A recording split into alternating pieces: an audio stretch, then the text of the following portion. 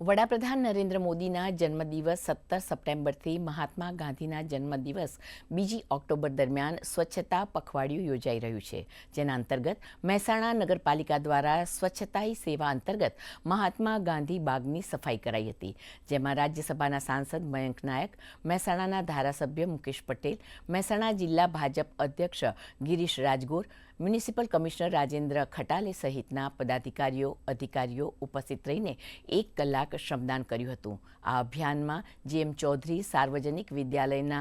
NSS યુનિટના વિદ્યાર્થીઓ પણ જોડાયા હતા।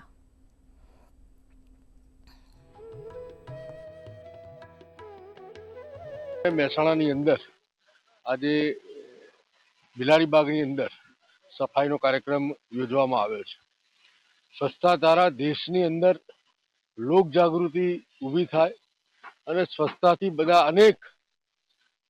જે દેશને સ્વચ્છ રાખવા માટે માન્ય પ્રધાનમંત્રીનું જે આહવાન છે એના પર લોકો જોડાય